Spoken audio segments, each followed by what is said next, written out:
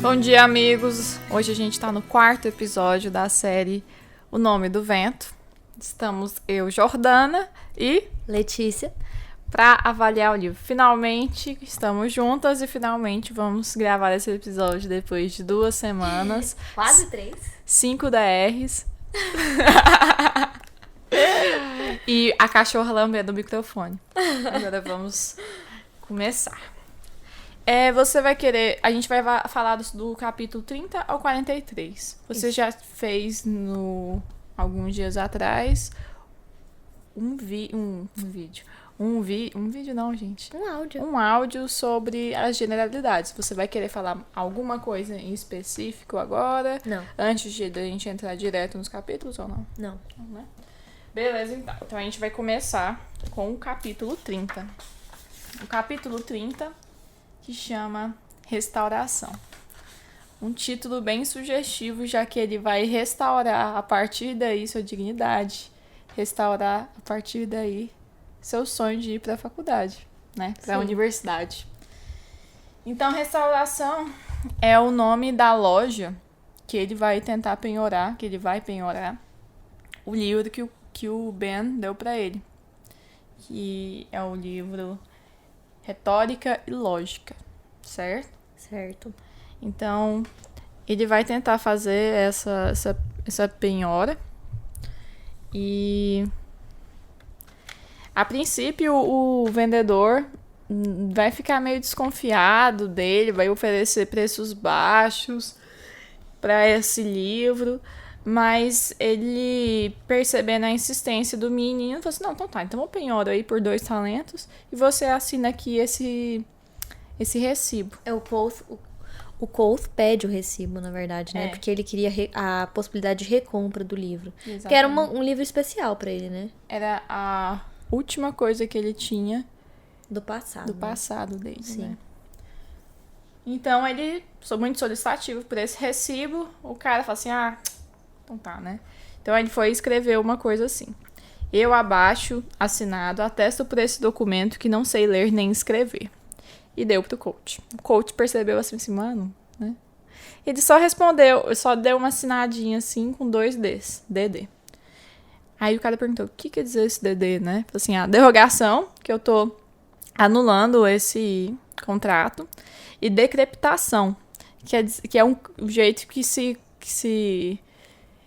condena meio que... Como é que é o nome? É tipo a punição? É a punição, tipo, que é jogar ao fogo alguém que comete tal crime de passar por baixo, Mas trambique, né?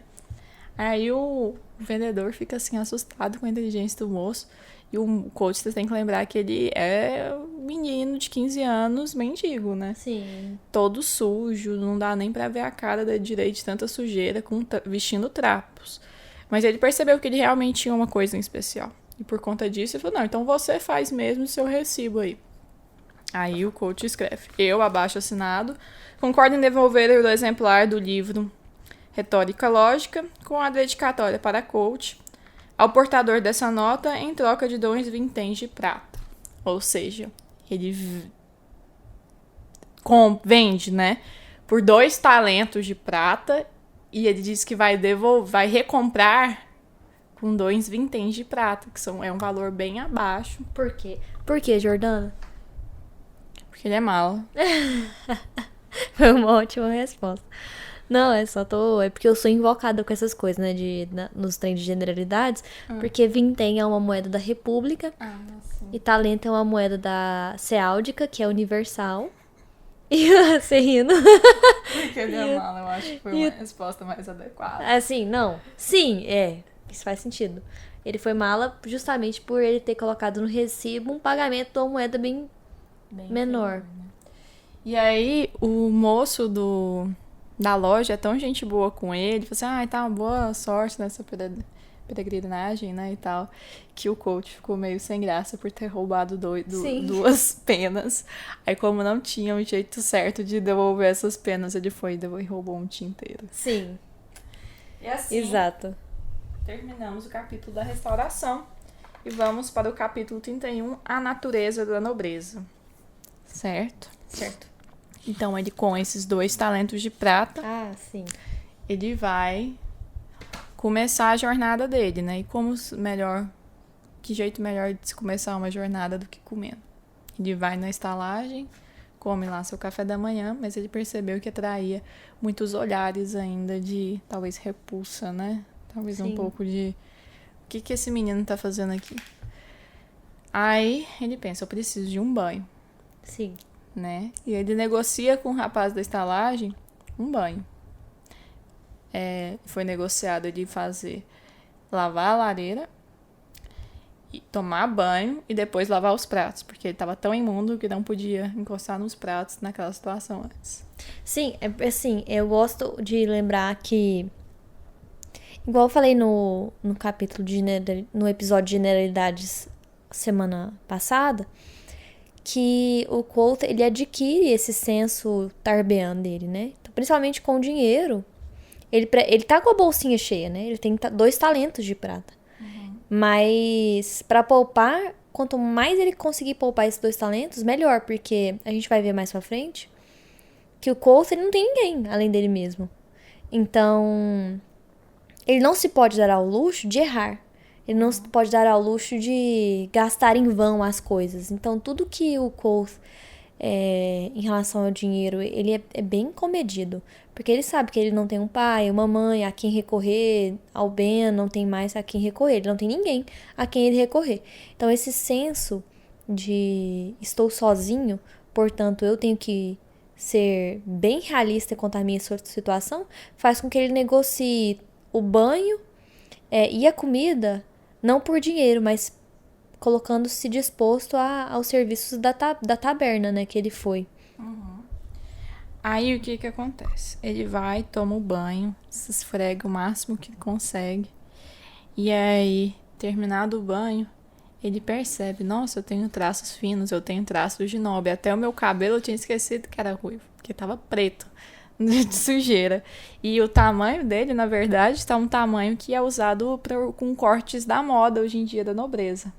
E ele percebeu que realmente lembrava alguém da nobreza. Tá aí o título do capítulo, a natureza da nobreza. Ele percebeu que ele tinha que arrumar roupas novas. Aquele trapo que ele tinha sujaria seu corpo se ele vestisse novamente. Se ele lavasse, dissolveria por completo na água. Então ele precisaria de roupas. Só que como é que ele ia comprar essas roupas, né? Ele pensou, se eu vestir essa roupa, além de eu me sujar, ninguém vai querer me atender, mesmo eu tendo dinheiro. Sim. Então, eu tenho que ser um nobre, né? E ele encarnou o nobre, que ele tinha já uma experiência em interpretar na época da trupe, como um ator mesmo. Vestiu, foi de toalha e desceu e fez aquela, né? Sim. Aquela cena. Saiu de toalhinha no meio das ruas de Tarbean. Parou, acho que um menino, né? Parou um menino pra perguntar qual que era a loja de roupas mais perto. Acho que foi esse ou foi na de sapato? Não, foi não. menino mesmo. Foi o menino mesmo. E já com o jeito todo. Porque ele falou assim: não sei se vocês entendem, mas a força. Acho que o nome força da natureza, a natureza da nobreza, é que ele fala que um menino jovem nobre, ele é uma força da natureza. Tipo assim, de tanto que ele consegue abalar o ambiente onde ele se apresenta. Destrutivo que Isso. ele consegue ser. E aí ele pergunta pro menino, já todo encorpado, então ele já sai da taberna com a toalhinha enrolada na cintura, tipo assim, com um ar de nobre mesmo, tipo assim, incorporou totalmente o personagem de filho da... Até a postura dele mudou. Tudo mudou. E aí, com isso, consegue as orientações para a loja de roupa mais perto, com o vocabulário já completamente mudado, né? Sim. Todo arrojado o vocabulário dele, cheio de empáfia mesmo, e vai até essa loja de roupa. Que ele começa, coitado do moço, ele chega lá assim, o que eu preciso fazer para um atendimento aqui, você não sabe quem eu sou, alguma coisa desse tipo. E o cara fica muito paralisado, quando ele vê um menino, tipo, totalmente desconhecido pra ele, de toalha, né? Sim. Aí o Cole, meu filho, acorda, querido. Aí, tipo assim, você não sabe com quem que você tá falando? Tipo, porque às vezes o próprio, tipo assim, não conhecer com que nobre você conversa gera uma culpa no vendedor, né? Do tipo, será que eu tô deixando passar essa pessoa que pode ser uma pessoa muito importante pra mim? Tipo assim, pra minha venda? Tipo uma coisa assim. Aí ele consegue as roupas e tal, aí o... Ainda pede troco. Pede troco. E tipo assim, o que eu achei engraçado foi que o coach pensou, nossa, eu tô infernizando esse cara, né? Pelo menos eu vou dar motivo pra ele rir. Sim. Aí ele fala que o motivo dele tá de toalha no meio da rua, né? Ele falou que teve um caso com uma cortesã, uma prostituta, e que ela quis que ele entregasse a bolsinha de dinheiro pra ele, né? Pra ela. Sim. Aí ele falou assim, a minha dignidade está na bolsinha de dinheiro, né? Ou algo assim. É Ou algo tipo, assim que meu meu pai pai me falou. ensinou, Meu aham. pai me ensinou isso. Antes minhas roupas... Não, antes minha bolsinha de dinheiro que minhas roupas, né? Porque Aham. tá aí minha dignidade. E aí o moço lá teve que ficar segurando o riso. Foi quase que uma cena cômica, assim. Aí ele volta pra taberna, né? Com as roupas já. É salagem. Aham. E fala assim, oi, tudo bom? Me dá aí uns pratos pra eu lavar. Aí o cara, tipo, meu Deus, eu jurava que seu cabelo era preto. Eu não, tipo, assim, eu nem imaginava que seu cabelo era ruivo, tipo assim. Daí ele, não, pois é. Porque foram 3 anos sem tomar banho, praticamente. Sim. E o que é engraçado, ele que tava tão sujo que não poderia tocar na louça antes, por isso precisou tomar um banho, agora ele tava tão limpo e tão nobre, entre aspas, que ele não precisaria mais tocar na louça. O moço da estalagem falou, não, você tá liberado. Boa sorte na sua empreitada, né? Alguma coisa desse tipo. E aí, a gente sai desse capítulo. Ele pergunta onde que ele conseguiria achar uma caravana pra ir pra universidade. Pra universidade ou pro norte? Que ele pergunta. Pro norte. E aí ele fala, tem um lugar na serrania. Que é no lado rico da cidade, né? E Onde aí... tinha o inimigo dele.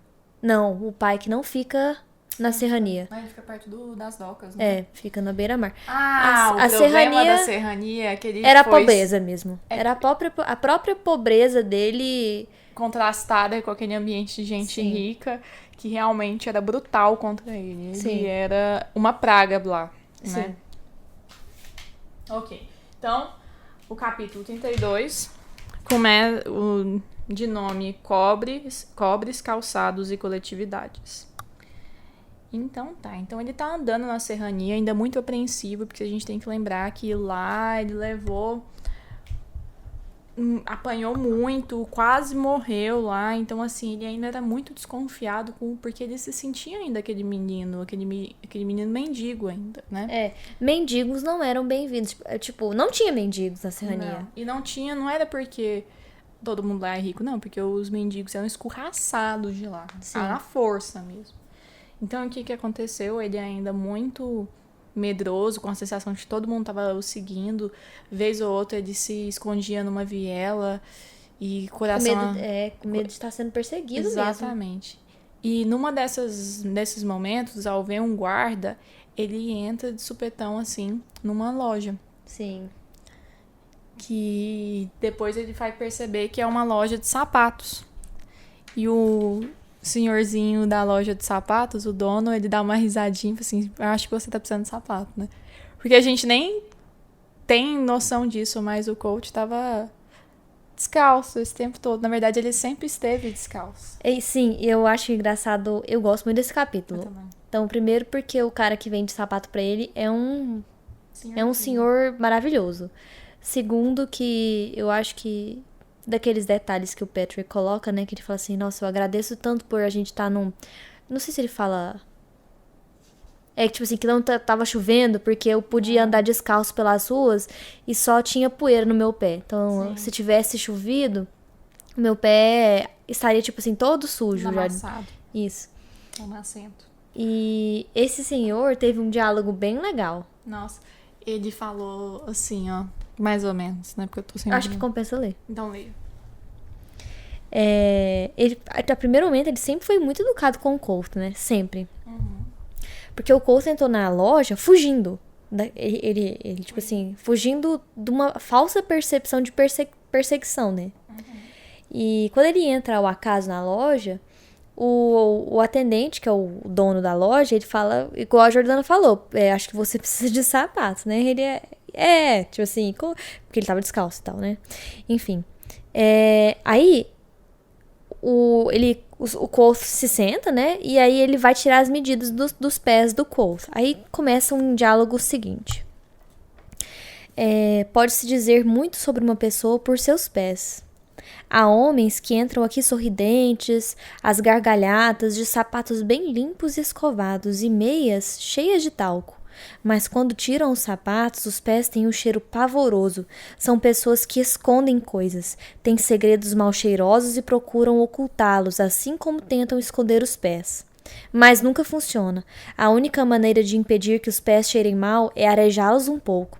O mesmo pode ocorrer com os segredos. Disso eu não entendo, porém, só entendo de calçados.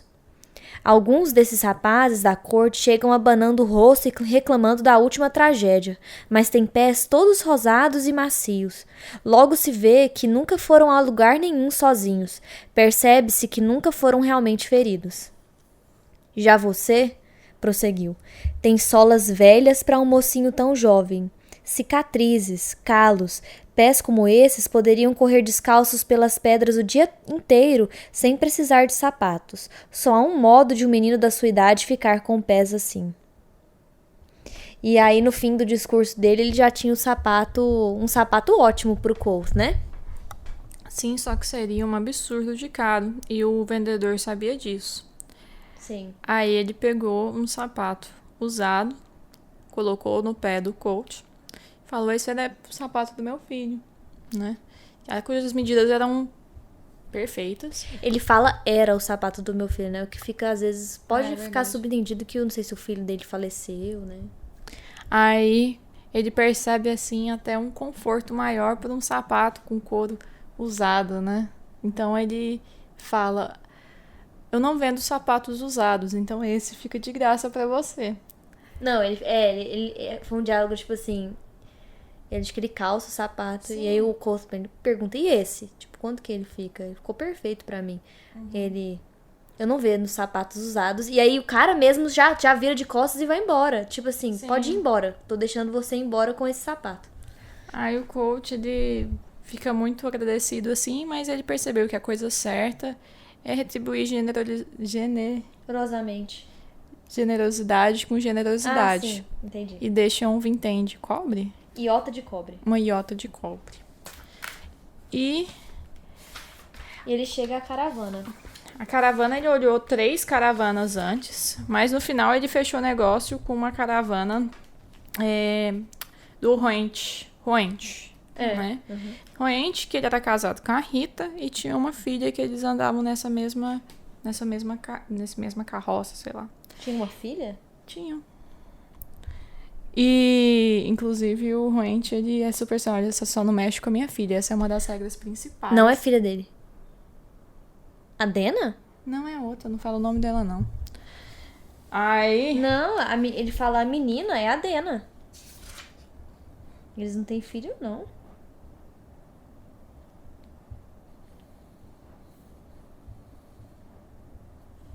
Certeza absoluta. E eu acho legal porque a gente teve contato com uma caravana ceáldica, né? O Roente e a Rita são de Cealde. E eles estão indo pra norte. Porque assim, se você olhar para o mapa, Tarbean é uma cidade que fica ao sul da República, né? Gente, não era a filha. Não era, não. E a universidade e INRI, elas ficam ao caminho do norte, né? De Tarbean. E só que eles não vão... Tanto é que mais pra frente, quando ele conhece a Dena e tal, esses trem, ele vai conversar. E ela tá a rumo de Anilen, né? Anilen, ou Anilen, não sei como é que fala, é uma cidade que fica, tipo, meio que na... Se você olhar no mapa, ela fica meio que na divisa entre a República e Cealde. Ou seja, aqui, ó. Ela é uma cidade ceáldica. Então, eles estão subindo o mapa. E vão passar por Inri, né? Aí, o que acontece, então? Eles Aí negociam. ele fecha o negócio com o carroceiro. E ainda, quando o Roent vai falar as regras, num desses momentos, tipo assim, você tá certificando mesmo que tá sabendo das regras, o coach responde ele na língua dele, né? Sim. E isso chama muita atenção do Roent, assim. Ele fala assim, né? Ele ficou uma surpresa boa. Aí, ok. Que essa é uma observação que é o Ciaro, né? Uhum. Que é a língua ceáldica. E tem uma frase do Roent, quando ele tá negociando a caravana com o Koth, ele fala, são 2 iotas de cobre, não vinténs. Uhum. O cara tem orgulho da própria moeda, né? Tipo assim, o ceáldico eu acho que ele deve ter orgulho. Ah, e tanto é que... eu achei interessante, acho que eu escrevi em algum lugar.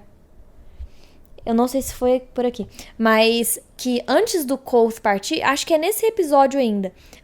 Não, acho que é no próximo, mas antes do Koth partir, você vai ver que ele gasta todas as moedas da República. Você vai falar assim, eu gastei todas as moedas da República que eu tinha e fiquei só com as ceáldicas.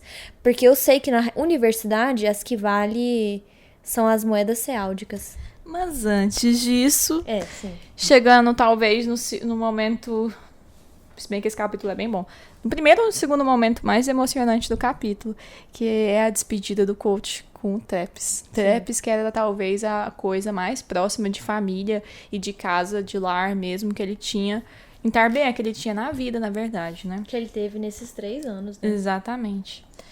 E aí ele chegou lá e as crianças não reconheciam. Tentaram roubar. Tentaram roubar. Né? E que isso é tipo assim, é uma regra de rua. Menino não rouba menino. Uhum. Então ele ficou um pouco abismado, assim. E por isso ele temia que Traps não o reconhecesse. Uhum. Mas o reconheceu. E ele falou assim, coach, vai lá comprar alguma coisa, né? Quando tá numa dessas... Eu quero fazer uma observação que eu não gosto quando a Jordana fala coach. Porque ele não é coach aí, ele é quote. Mas aí eu vou babar no microfone. Aí tem uma frase que é muito boa, que quando o Traps está abraçando o coach e se despedindo dele, ele fala assim, ó. Sempre fico contente ao ver um de vocês escapar. Sei que você se arranjará muito bem, mas pode voltar quando quiser, se precisar. E aí ele parte. Uhum. Capítulo 33, Um Mar de Estrelas. Só fazendo um paralelo, esse capítulo me lembra um pouco aquela parte de compras de todo o começo de livro do Harry Potter. Sério? Ele vai comprando umas coisas especiaisinhas assim que parecem que só servem para aquele mundo, mas aqui é um pouco mais palpável as necessidades dele, sim. né? Mas eu acho legal esse começo de jornada comprando coisinhas. Adorei. E uma dessas coisas que ele compra é uma capa azul escura. Porque todo bom tipo, viajante tem uma boa capa. Que tem uns bolsinhos também, uns pequenos né? bolsinhos pra guardar coisinhas. Sim. Inclusive, agora ele fica só com moedas ceáldicas. Exatamente, é agora. Que são aceitas no reino todo. Em todos os 4 cantos, né? Exatamente. Principalmente pra onde ele vai, que é a universidade. Exatamente. E nesse capítulo 33 ainda, ele fica encarando a Dena. Sim. Começa já a rolar um clima. E ela fala, um vintém para o seu pensar, para o que você tá pensando, né? Aí ele tenta disfarçar, né? Fala assim, eu tava pensando pra onde você tá indo. Deixa eu só falar uma coisa antes. É que eu sublinhei aqui nesse capítulo Mar de Estrelas. Que quando finalmente ele sobe na caravana e a caravana começa a andar e ele começa a se afastar de Tarbean, ele descreve uma sensação. Sim. Ele coloca assim, à medida que os quilômetros foram passando, foi como se, pouco a pouco, um grande peso saísse dos meus ombros. Deliciei-me ao sentir o chão através dos sapatos, o sabor do ar e o sussurro calmo do vento que roçava o trigo primaveril nos campos. Apanhei-me sorrindo sem nenhuma razão especial, exceto o fato de que estava feliz. Nós, os Rue, não fomos feitos para permanecer tanto tempo num lugar só.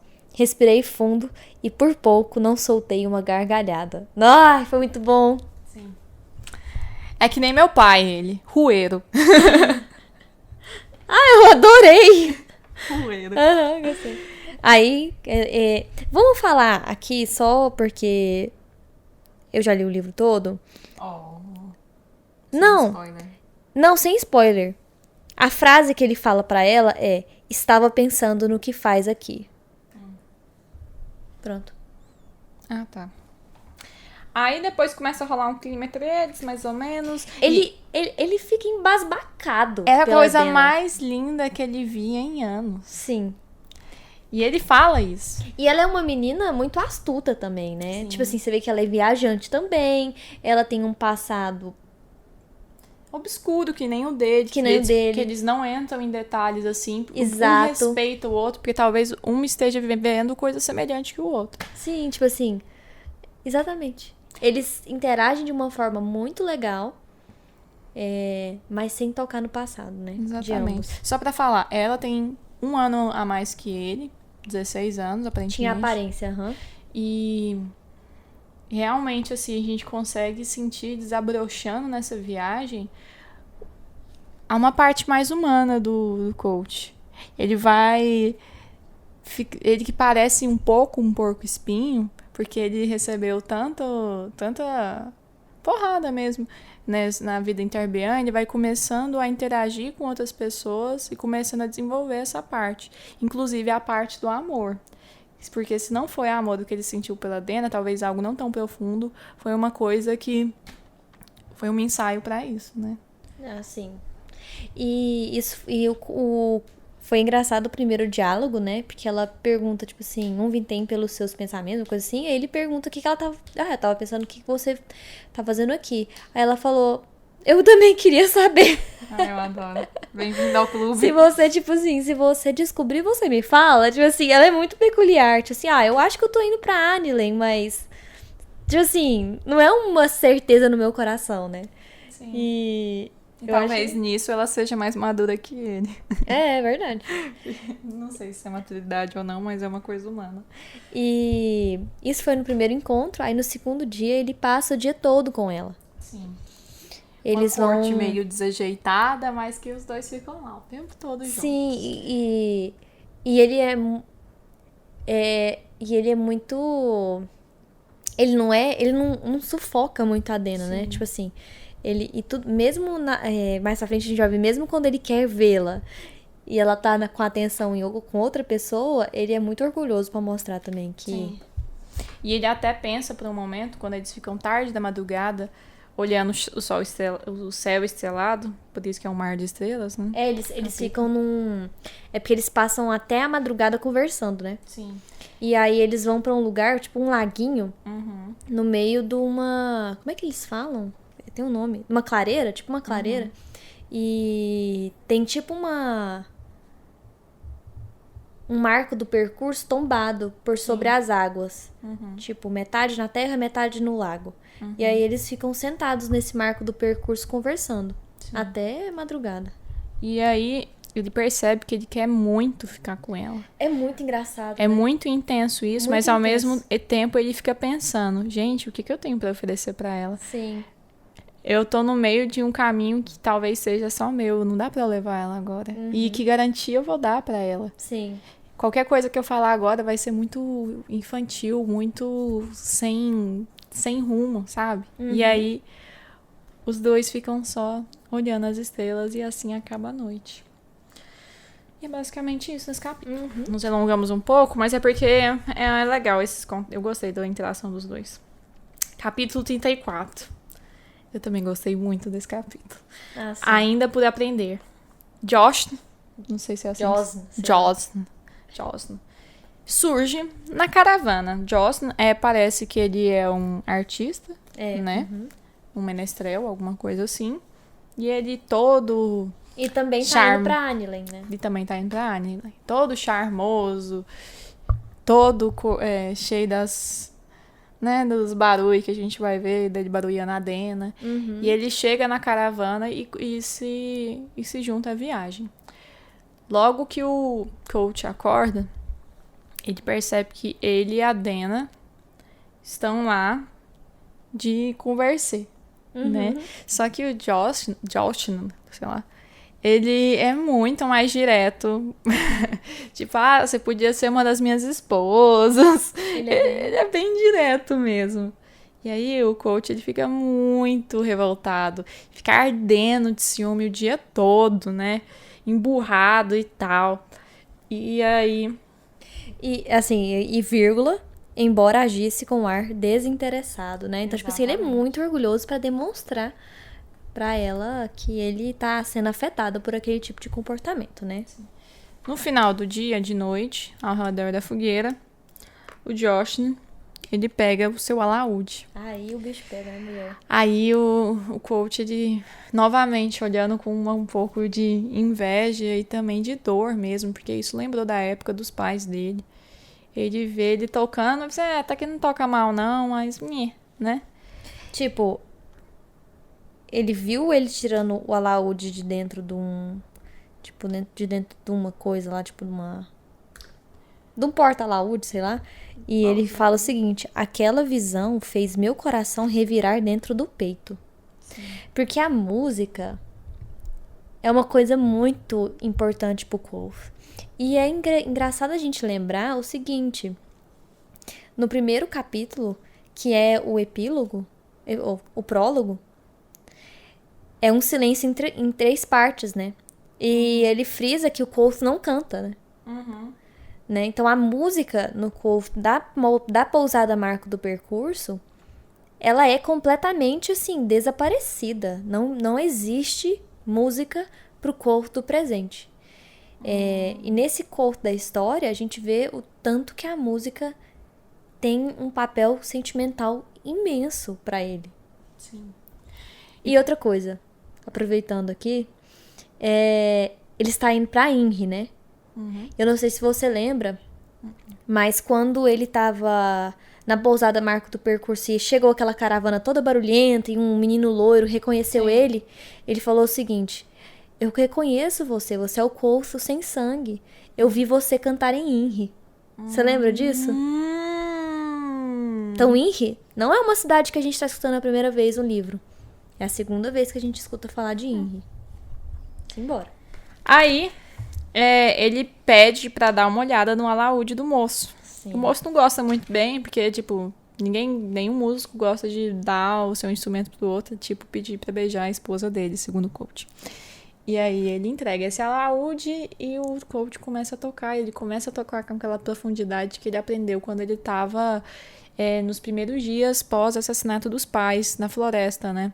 Que ele não cantava mais palavras, não cantava mais músicas antigas, mas ele compunha músicas assim como músicas do tipo A Risada da Minha Mãe. Era coisa assim muito profunda mesmo. Muito internas. Muito pessoais. Muito né? pessoais, muito sentimentais. E isso faz com que os outros o olhem, os outros da caravana o olhem quase embasbacados, né? Fala, meu Deus, que música de outro mundo é essa, né? Porque todo mundo sente a dor que ele tá sentindo naquele momento. Todo mundo consegue captar isso através da música. E ele não sabe se passaram 15 minutos ou 1 hora, porque ele ficou naquele estado de imersão tão profundo que ele não conseguiu ver o tempo passar. Sim.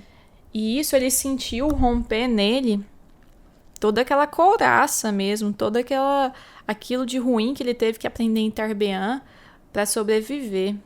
Ele ficou mais perto do coach do passado, do coach da infância, a parte mais vulnerável dele, talvez. Por conta disso, ele foi ficar sozinho depois disso, deitar, dormir e chorar. Eu vou ler algumas partes que eu sublinhei desse livro, desse capítulo. Então, quando ele pegou o instrumento, ele tem esses pensamentos. Então, posso dizer com franqueza que, na verdade, eu ainda não era o mesmo. Fazia apenas 4 dias que deixara de viver nas ruas. Não era a mesma pessoa que tinha sido nos tempos da trupe. mas também ainda não era a pessoa de quem se ouve falar nas histórias. Havia mudado por causa de Tarbean. Aprendera muitas coisas sem as quais seria mais fácil viver. Mas, sentado junto à fogueira, debruçado sobre o alaúde, senti quebrarem-se em mim as partes duras e desagradáveis que eu havia adquirido em Tarbean. Como um molde de barro em volta de um pedaço de ferro já resfriado, elas caíram, deixando surgir algo limpo e sólido. E aí, ele afina o instrumento, porque ele vê que o instrumento tá desafinado. O cara fala, o que você tá fazendo? Aí ele nem escuta o George, na verdade, ele só segue algo muito interno dele, algo muito assim... Nossa, é muito... Qualquer coisa. Ele fala... E então, ele começou a tocar e então senti algo, alguma coisa romper-se dentro de mim e a música começou a se derramar no silêncio. Meus dedos dançaram, intricados e velozes. Teceram algo diáfano e trêmulo no círculo de luz da fogueira. E é isso. E aí ele foi, logo que ele tocou, todo mundo da fogueira ficou tão chocado com o Cole tocando que cada um teve uma reação. Todo mundo sabia que aquele tocar de música não era um tocar de música somente de um músico talentoso. A música tinha um significado e a plateia dele sentiu aquela tristeza ou aquela dor mesmo. Aquela dor, exatamente. E aí ele simplesmente devolve o alaúde e se retira da fogueira. Que nem eu falei, ele e vai saiu pra chorar e dormir. Sim, é basicamente isso, Jordaneide. Capítulo 35. A separação de... Aliás, não, né? Separação de caminhos. Então, beleza. Era o dia que o caminho dele com o resto da caravana ia tomar rumos diferentes, né? Que a caravana chegou à cidade de Inri. Exatamente. E aí, ele tentando procurar Dena, ele acaba encontrando, na verdade, Rita, que é a esposa do moço Roint lá. E aí ela entrega pra ele uma iota de cobre. Que na verdade é a metade do que custou a viagem dele, né? Sim. E ele imediatamente pega assim, como um ato tantas vezes acostumado na mendicância, né? Quase um ato automático. E aí ele sai, assim, depois que ele se vira novamente pra ela, ele percebe, gente, o que eu fiz? Meu Deus, que deselegante eu ter pego a moeda assim, né, sem pensar. Aí chega um outro rapaz da caravana, que eu esqueci o nome dele. É o Derek. E ele falou assim, nossa, a Rita me deu uma moeda, eu acho que o esposo dela vai ficar meio bravo, né? Ele falou assim, não, mas fica tranquilo. Isso é um hábito mesmo dos ceáldicos. Exato. É a cultura deles. O homem pega o dinheiro, a mulher dá o dinheiro. Não só dá de doar, mas também de fazer negócios. Na estalagem que eles ficaram alguns dias atrás... Quem negociou foi ela. Negociou foi ela. Então é uma coisa cultural. Sim. Então pode ficar tranquilo. Que se ela deu esse dinheiro, ele já tá sabendo. Às vezes foi ele que mandou. E se ele não tá sabendo, tudo bem, porque é ela que tem que tomar essa decisão mesmo. Você atraiu o olhar dela, você atraiu a admiração dela. Sim. Não só por aquela questão dele saber a língua deles, mas também por ele ter tocado daquela forma na noite anterior. E quando ela vai entregar pra ele o dinheiro, ele fala que ela fala com ele em aturano. Que eu falei no capítulo de generalidades, eu sou insuportável. Sim. Não, é que eu falei no capítulo de generalidades que o aturano é a língua da república e o ciaro é a língua ceáldica, então eles têm esse sotaque. Sim. E é igual eu falei no episódio que a partir desse momento, acho que eu tenho a sensação, eu não li o segundo livro ainda, mas eu tenho a sensação de que daqui pra frente a gente vai ter cada vez mais contato com mais, entre aspas, nacionalidades. Então, a gente vai ver mais gente que é de Cealdi, vai ver mais gente que é de Modeg, de Vintas, e que são pessoas que a gente não conhece, a gente só conhece pessoas da República. A Jordana tá me julgando aqui, gente. Vocês não estão vendo, mas ela tá.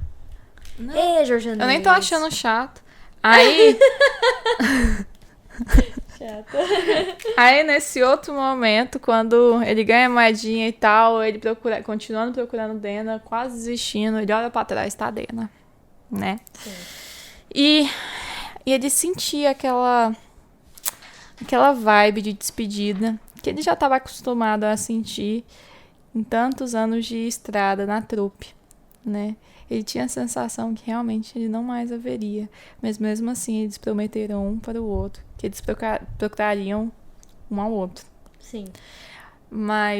E ela até antes disso chama ele para ir para Anilin, né? Anilin. Se você pode ser um menestrel muito bom lá. Você pode, inclusive, ensinar o Josh a tocar melhor.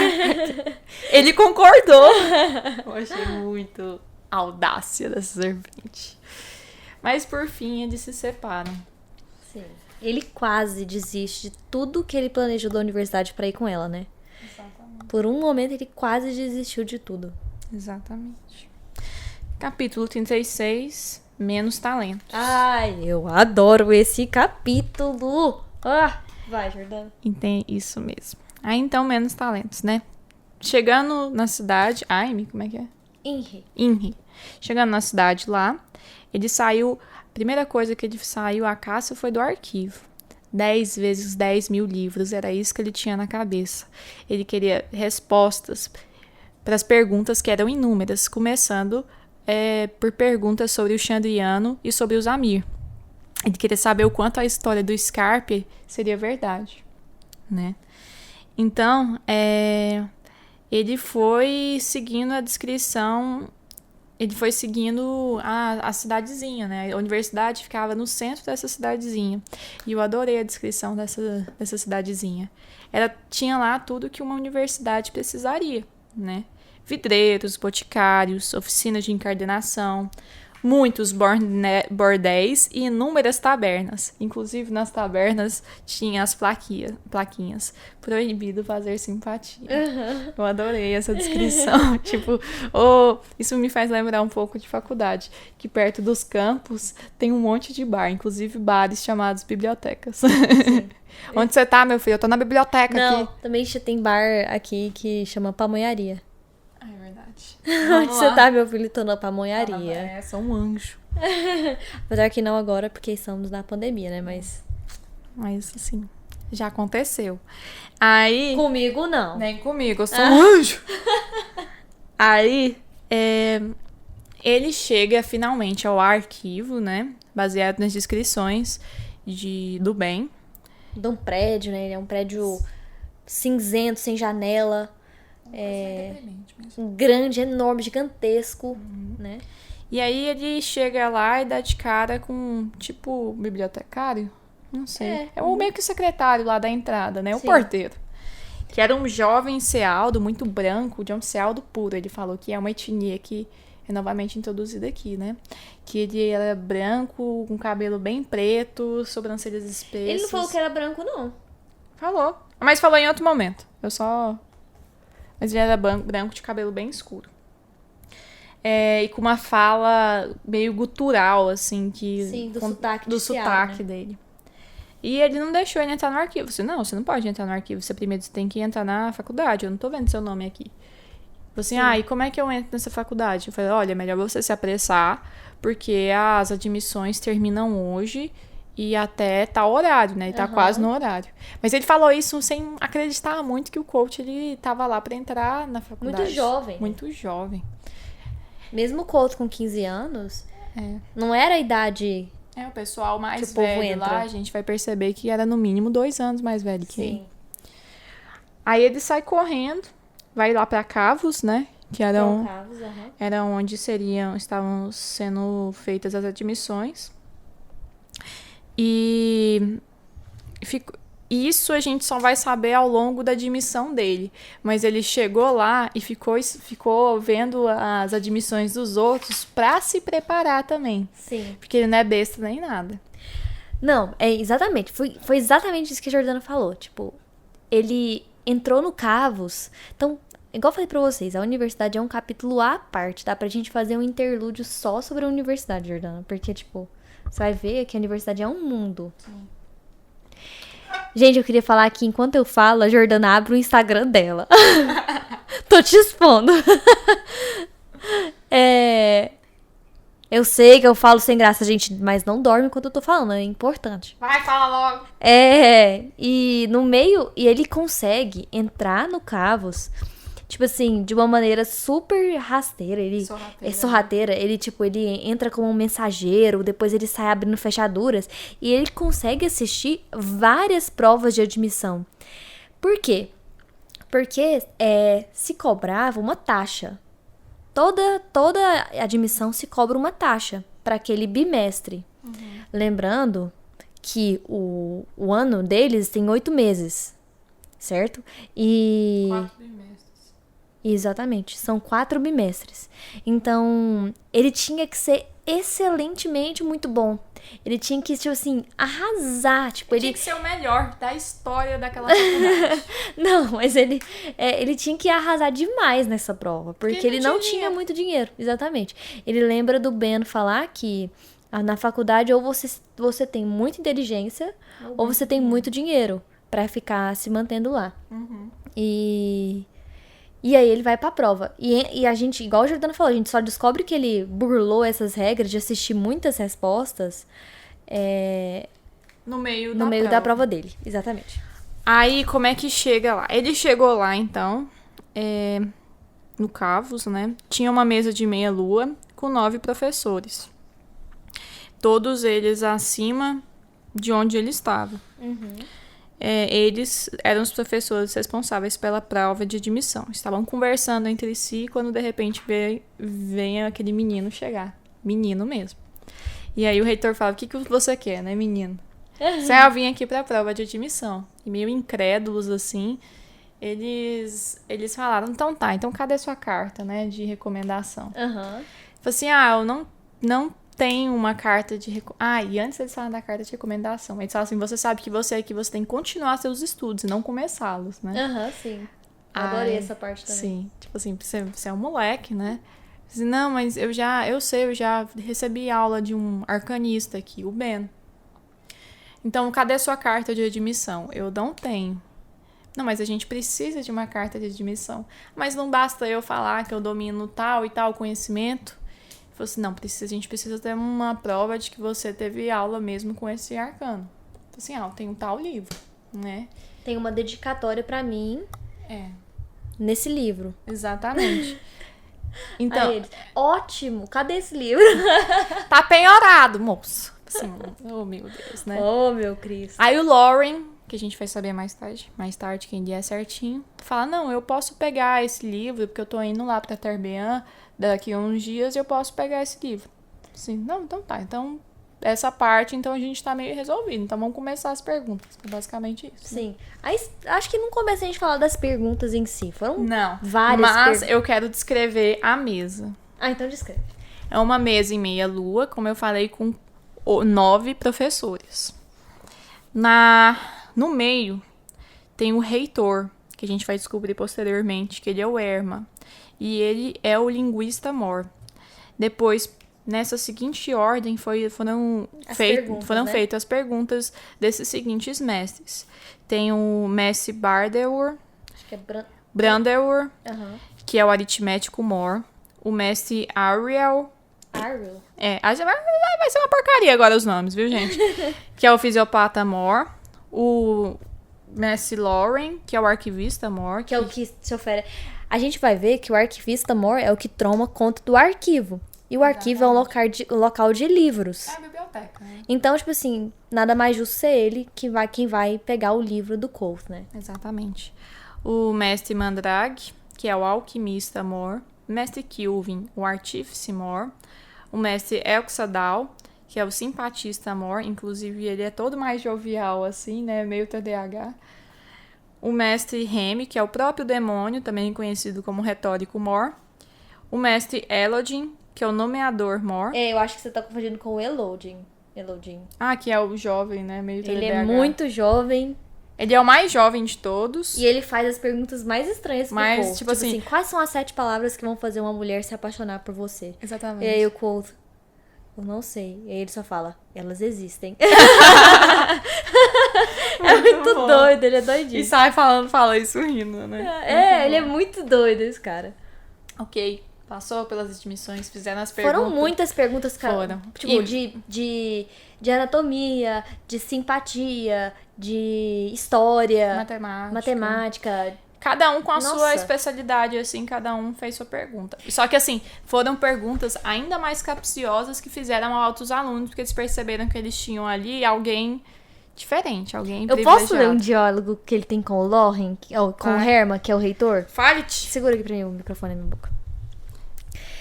Ele falou assim, não, então acho que deu essas perguntas, ok. Aí depois das perguntas, eles vão decidir a taxa de admissão do aluno, né? Então, quanto aquele aluno vai pagar. Só porque tem uma parte antes deles decidirem quanto que o Coles vai pagar, que ele fala o seguinte. Muito bem, então. O que nos diria a carta de Abenthy se ele a tivesse escrito? Respirei fundo.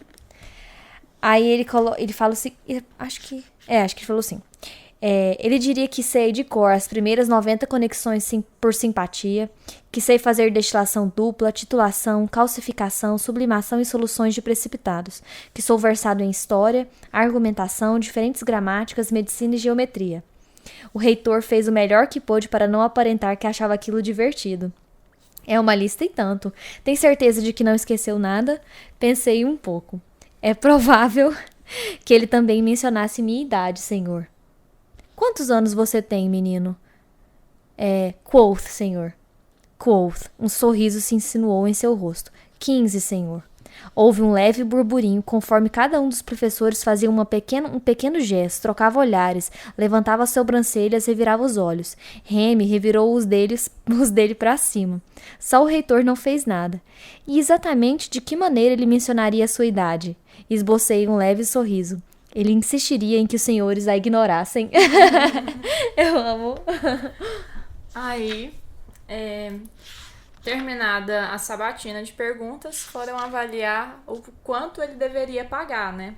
Pra esse bimestre. Aí eles perguntaram, você quer falar mais alguma coisa? Quer perguntar alguma coisa? Né? Se defender de alguma forma? Nessa parte, nenhum dos outros... Ai, desculpa, gente. Ele falou, esse diálogo foi antes da prova. Sim. Perdão. Ele fez esse questionamento antes mesmo, para todos os alunos, né? Só que só a coach respondeu isso, porque Bento falou que a gente sempre tinha que, né, aproveitar, argumentar, que a inteligência era uma coisa que tinha que esfregar na cara dos outros, basicamente. Não é assim.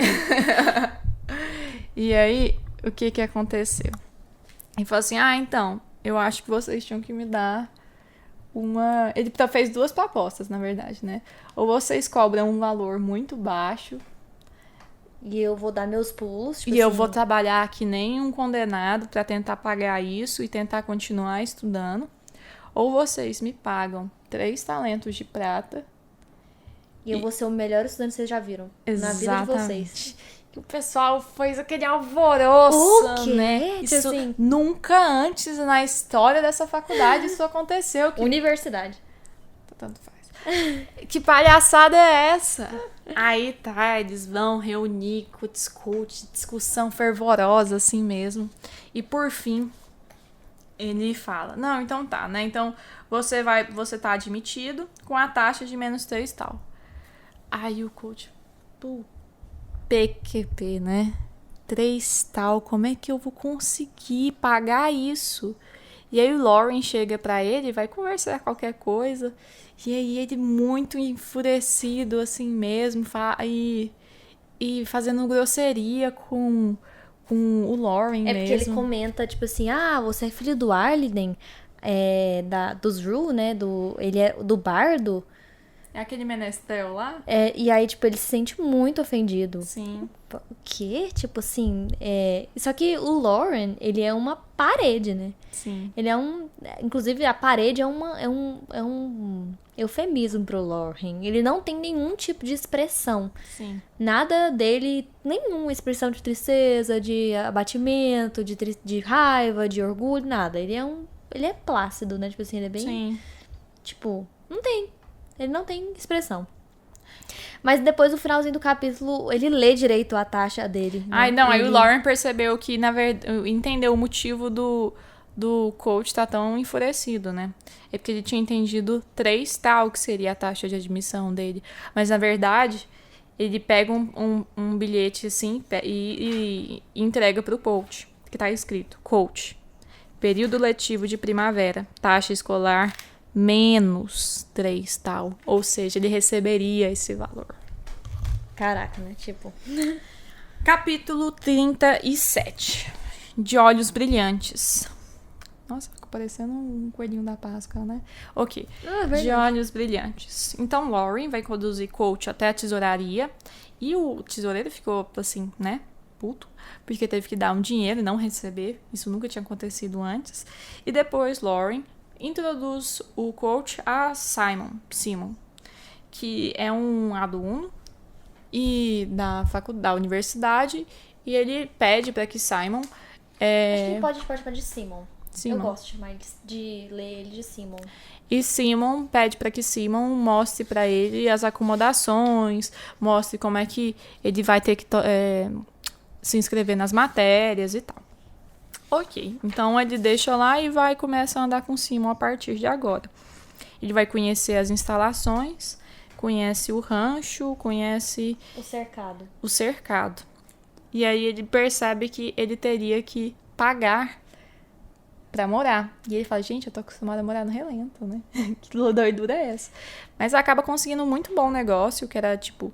Um talento pra dormir e pra 3 refeições no dia. Ele falou, pelo amor de Deus, eu quero, já quero, tá ótimo, tá perfeito. E assim, ele dormiria numa beliche, num quarto coletivo, mas, tipo, isso era muito mais do que ele estava acostumado a ter nos últimos anos. E assim foi feito. Na hora da refeição, no rancho, ele conhece mais 2 alunos, que é o William, que na verdade é aquele ceáudico que ele encontra no arquivo, que suspeitava que ele realmente fosse fazer a prova de admissão, e ele até fala isso na hora, fala assim, meu Deus, eu achei que você tava só de sacanagem comigo, né? E cumprimenta ele, felizinho da vida. E o Mané. Eu vou falar o jeito que eu descrevi o Mané no meu caderninho.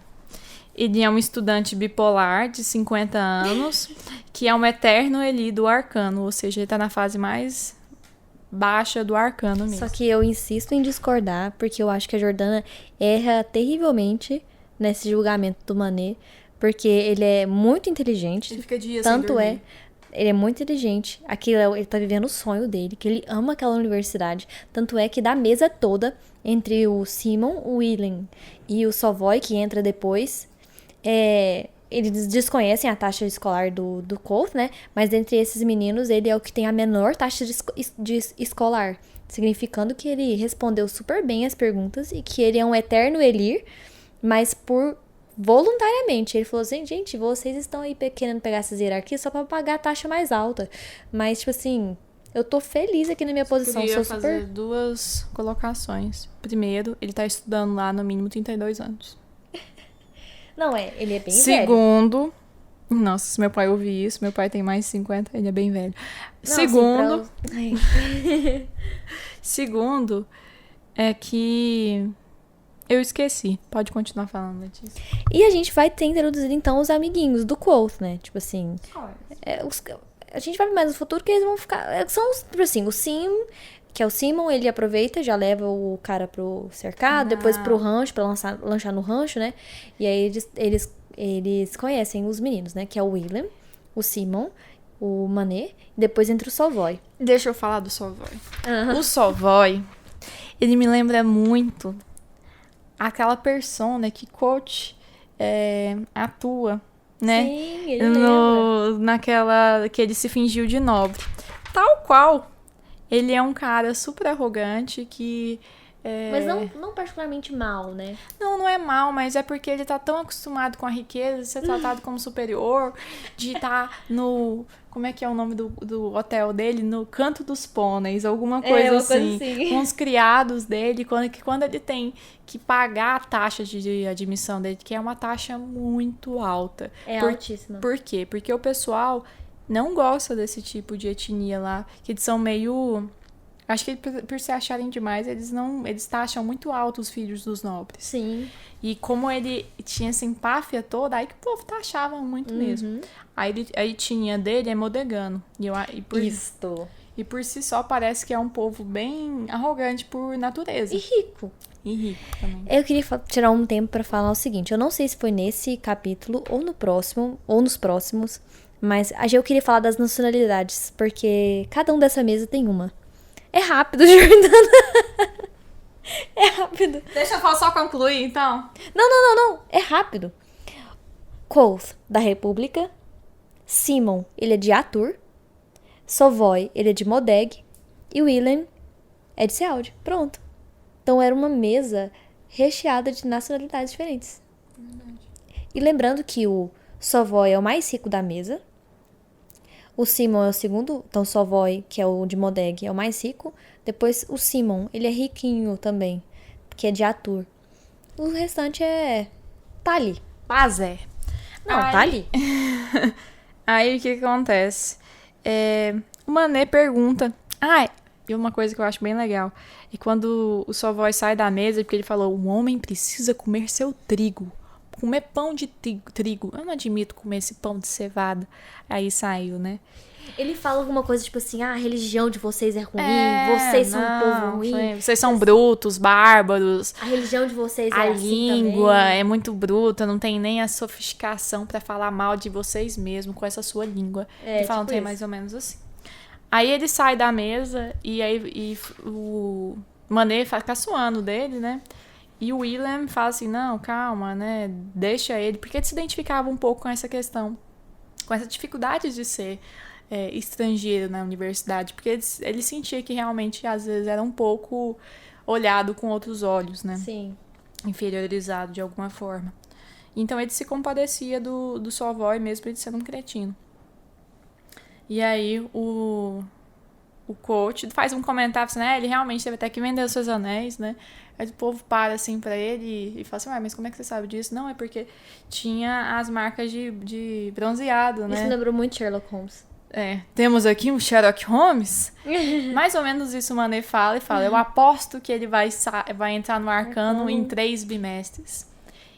E, inclusive, tem isso na prova de admissão. Ele fala assim: quando é que eu vou poder entrar no arcano, né? Pergunta pros mestres, pros 9 mestres. Depois que você... E ele fala: uma vez que você mostre que sabe dominar perfeitamente os princípios básicos da simpatia. Sim. E aí, quando o coach ouve de Manet que ele vai ter que ficar pelo menos 3 bimestres, isso seria uma coisa muito boa. Até chegar no arcano, ele fala assim: nossa, que... eu não tenho esse tempo, meu Eu filho. não tenho esse tempo nem esse dinheiro. Exatamente. Eu preciso de entrar no arcano hoje. Aí fica um pouco assim, meio desanimado, né? Aí o Manet pega e emenda: o que você vai querer estudar? Aí o coach: tudo. Não, mas tá parecendo eu, 30 anos atrás. O que você vai querer começar a estudar? Aí fala assim: eu queria estudar sobre o Chandriano, sobre os Amir. Aí o Manet: ai meu Deus, eu acabei de apostar num moço que só quer aprender crendices, histórias de Ninar. Meu Deus, que cara estúpido. Foi engraçado mesmo. E o capítulo se finaliza com o Koth, tipo, não, foi aprovado, então tô dentro da universidade. Vou voltar no arquivo e vou lá pra eu entrar no arquivo, que é o meu sonho de consumo, ter contato com aqueles livros. E ele se encontra com um novo recepcionista, que... Só pra falar, esses recepcionistas, na verdade, são estudantes que trabalhavam isso e era uma coisa, assim, bem vista, era uma coisa disputada. É tipo monitoria de faculdade, ganhava um dinheirinho, mas também entrava pro currículo. Exatamente. Exatamente. E é um menino super antipático, grosso, fala que você não tá, tipo assim, você não tá aqui no caderno, você não tá na lista. Ele falou: mas eu acabei de ser admitido, meu filho, isso aqui demora. Tipo assim, foi super, hiper grosso com ele. Tipo assim, muito. E eu não lembro se é aqui que ele fala que ele é de Vintas. Na verdade, agora... Eu acho que é mais pra frente. Você sabe quem ele é? O Ambrose. Você já sabe então quem ele é, né? Não, fala depois. Fala depois. Ótimo. Porque vai ter um diálogo assim, que vai chegar uma outra pessoa amiga dele que chama de Ambrose. Tá? Mesmo, já fala. Eu só quero falar, tipo, não é um spoiler, tá? Isso, mas é porque aproveitando o gancho de que a gente já foi introduzido nesse capítulo por Sealde, Modeg, Atur e República, queria falar que Ambrose é de Vintas. E Vintas é rico, mas é rico mesmo. Ambrose é riquíssimo. Exatamente. E na verdade, ser tão hostilizado por Ambrose nesse momento fez até dar um calorzinho no coração do coach. Por quê? Porque ele percebeu que aquele ambiente não era tão diferente de Tarbean que ele estava acostumado, que ainda existiam pessoas horríveis lá, que estavam querendo humilhá-lo, que era um lugar perigoso. Ele pensou, olha, o mundo aí. Sim, eu posso ler essa parte que você falou? Ele fala o seguinte: pelo contrário, eu gosto de ler as partes que o Patrick escreve, gente. Pelo contrário, aquilo me tranquilizou. Eu vinha me sentindo muito fora do meu elemento até Ambrose me mostrar a sua maneira especial, que não havia muita diferença entre a universidade e as suas de Tarbean. Não importa onde se esteja, as pessoas são basicamente iguais. Sim. Capítulo 38. Simpatia do Magno. Simpatia no Magno, aliás, né? Então, o Magno era um prédio muito antigo na faculdade. E ele era cheio de armadilhas. Tinha, inclusive, lendas de que haviam alunos presos lá. Sim. E fantasmas vagando por aquele lugar de tão cheio de armadilhas e confuso de se andar, tá certo? Era um ambiente hostil aos estudantes, tal como o professor que dava aula lá. Pelo amor de Deus, né? Que era o fucking Remy. Que é o retórico humor, mas ele dá aula de simpatia. Princípios da simpatia. Exatamente. Então chega lá, o coach chega e outros alunos vão chegando, e conforme alguns alunos retardatários vão chegando, um pouco atrasados, ele vai hostilizando eles, brigando, exigindo tarefas para o dia seguinte, até que chega inclusive uma menina de 18 anos, muito bonita por sinal, pelo que parece. Ela chega lá e senta, e fala assim, senta aqui na minha frente e tal, né? Super solícito com ela, a gente pensa, nossa, tá sendo educado pelo menos, né? Mas aí ele fala, pode cruzar as pernas, por favor? Fala assim, a menina sem graça foi e cruzou. Falei assim, ok, agora que estão fechadas as portas para o inferno, podemos começar a aula. Eu adorei. Aí, ok, né? Então ele é um canalha machista. Aí ele dá a aula dele. E o Colt, eu achei engraçado que o Colt não levou nem papel nem caneta. Caneta não. Ele tinha a memória dele pra se apoiar. Exatamente. Que era uma memória bem excelente. E aí tem essa aula dele que o Colt já sabe de tudo. É uma aula base do que o coach sabe. E aí ele vai com toda a humildade, toda a arte cênica que possui. Tipo assim, vou me passar como uma pessoa humilde. Eu sei que esse professor, ele é difícil, então vou tentar facilitar ao máximo. Tipo assim, nossa, professor, ainda bajulou ele, acho que um pouco, tipo assim. Nossa, a aula foi muito boa pros outros alunos. Pros outros alunos, exatamente. Foi uma excelente aula para os outros. Eu queria muito que o senhor já desse uma olhada no que eu sei, tipo assim, eu queria muito falar. Que a gente, tipo assim, esse tipo de conteúdo eu já sei, tateando assim, ele, não, conversa comigo amanhã. Amanhã cedo você chega e a gente conversa. E vai embora. E eu conto, não, beleza. Aí ele fala, se eu não vou aprender nada nessa aula, ele fala assim, vou para o arquivo. Se eu não ia aprender nada nas aulas do M, eu poderia muito bem começar a me educar sozinho. E ele volta pro arquivo. E aí lá está a Feyla.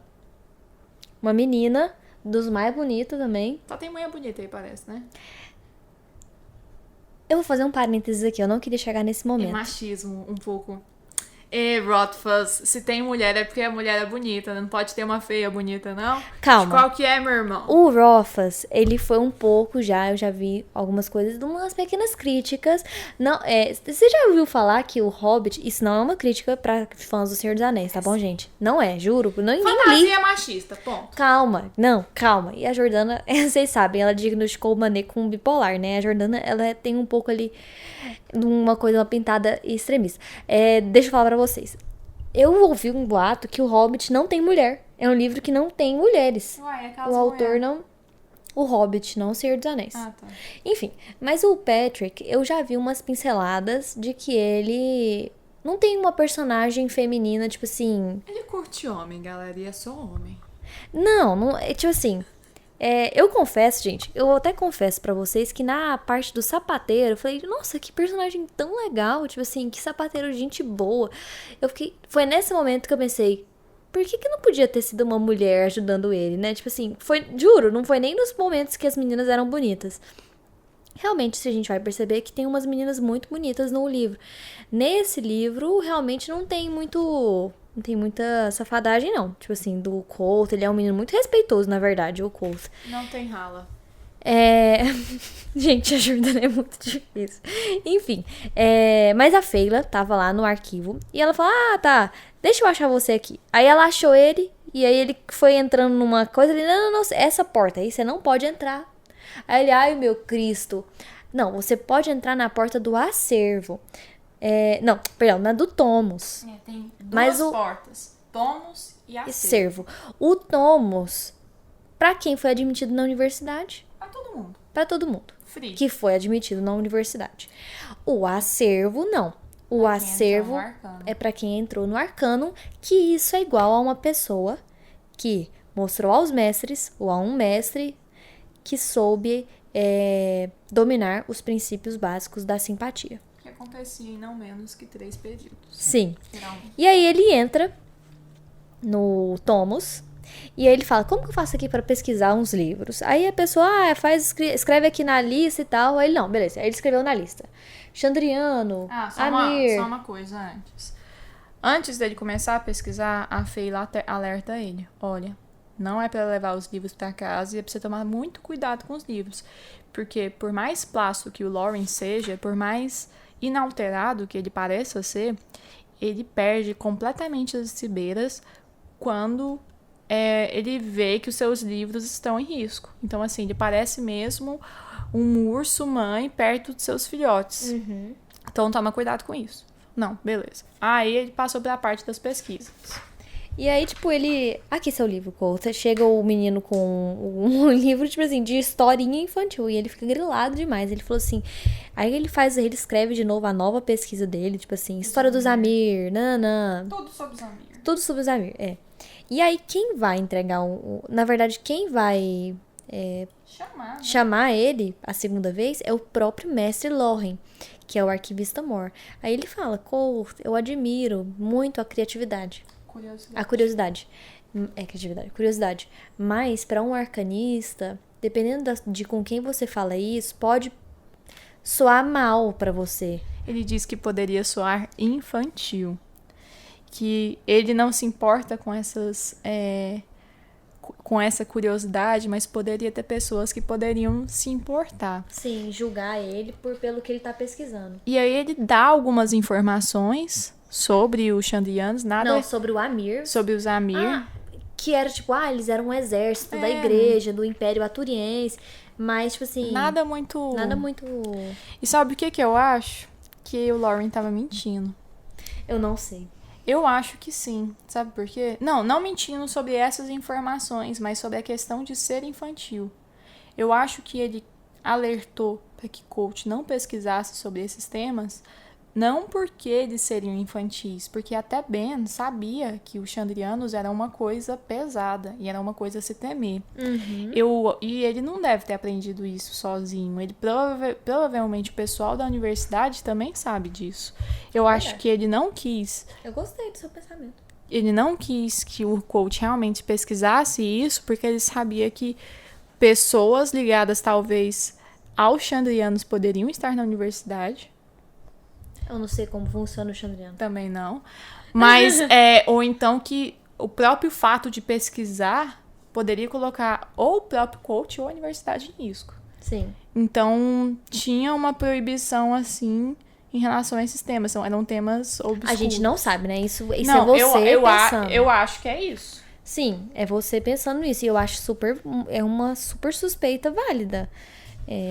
Pelo amor de Deus. O povo da universidade não sabe... Acha que Chandriano é uma coisa historinha de Nidar? Calma, Jordana. A gente não sabe. Eu acho que eles estão, enfiando tudo no tapete. Capítulo 39, Corda Suficiente. Ai, esse capítulo é ótimo. Esse capítulo foi difícil de ler, porque eu pensava, Colt, para. Mas é o quê? É dar corda suficiente pra se enforcar. Basicamente é isso. Aí o Remy, né? O Remy, ele é complicado, né? Ô, bicho mas o complicado. Colt também não é fácil, não, né? Eu gosto. O que aconteceu? Chegou lá na aula, E falou, não, hoje quem vai dar aula não sou eu, né? Fiquei sabendo que o Quoth, o menino prodígio dessa sala aqui, sabe tudo.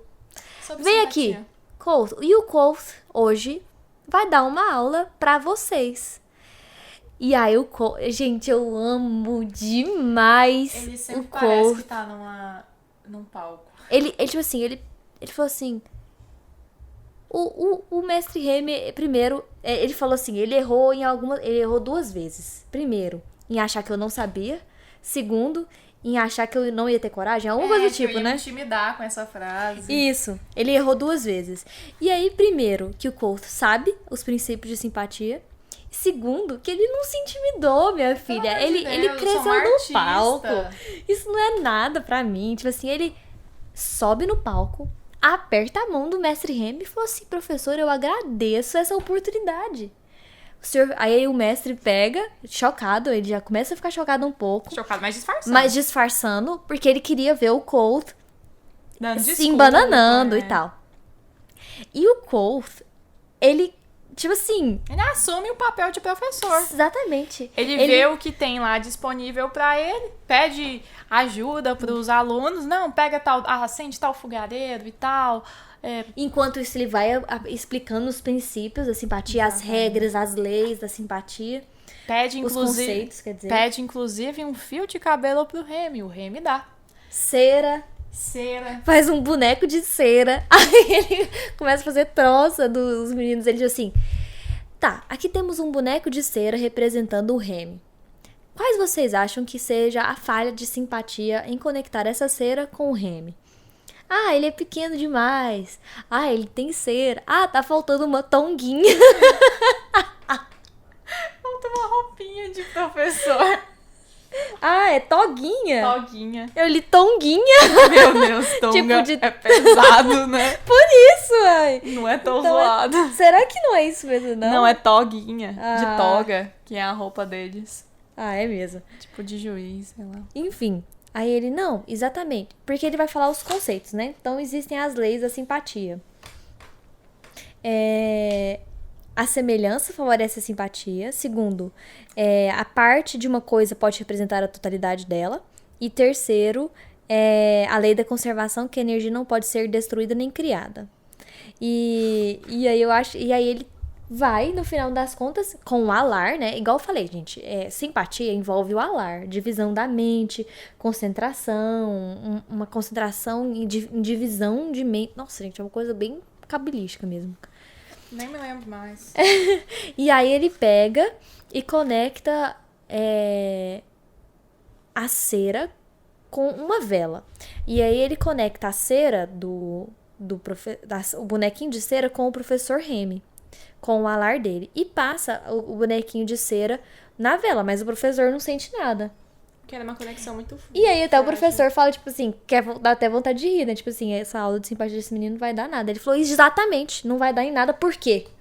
Tipo assim, ele não se deixa abalar em nenhum momento. Ah, porque isso aqui daria tantos por cento de 10% de conexão e transferência de energia, alguma coisa do tipo. E aí só sei que ele faz uma simpatia do seguinte, ele pega um fio de cabelo e o mestre Remy oferece o fio de cabelo, achando que ia fazer troça do Quoth. Ele coloca o fio de cabelo na cera e fala, só com esse fio de cabelo, com a consanguinidade, já aumenta a porcentagem de conexão para tantos por cento. Aí ele conecta, aí ele vai fazer o seguinte, e eu vou aproveitar e conectar a vela com o fogareiro. Então ele usa uma parte da mente para conectar o boneco de cera com o Remy e a outra parte da mente para conectar a vela ao fogareiro. Que é uma simpatia dupla. Exatamente. Que é, assim, um nível mais hard, assim, de se conseguir. Exatamente. E aí o professor dá um pulinho na cadeira. Exatamente. Quando ele queimou, segundo ele vai falar depois, bolhas até o joelho e saiu mancando. E aí, dispensado a classe, ele saiu e todo mundo ficou sabendo do que aconteceu nessa aula, porque ninguém gostava muito do Remy. Sim. Né? Ok. Então, o que a gente viu aí foi basicamente uma inteligência absurda do coach. Sim. E uma atuação também exemplar, né? Perfeito. Perfeito. Nobel pra ele. Nobel não, né? Como é que é o nome daquele negócio que sem ser o Nobel? Nobel é o Nobel da Paz. Oscar. Oscar! Isso! Meu Deus, quanta cultura que eu tenho! Capítulo 40. No chifre. Vai colher os frutos dessa sua ousadia. Exatamente. A história, então, se espalhou pelo campus todo. E cativou também a ida do Remy. Sim. E aí, então, quando ele tava no rancho, comendo assim, de boa. Chega um menino. E fala que ele tem que ir no chifre. Na verdade, falou que os professores queriam que encontrar com ele imediatamente. No Cavos. E aí, ele já fica apreensivo, assim. Tipo, todo mundo do rancho fica tipo, eita, ele vai pro chifre. E aí o Cole, é tipo assim, ele não tem dinheiro. Ele só Você vai ver. Acho que eu falei no outro episódio que a gente tentou gravar outra vez. Que pela primeira vez a gente tá vendo Cole das histórias.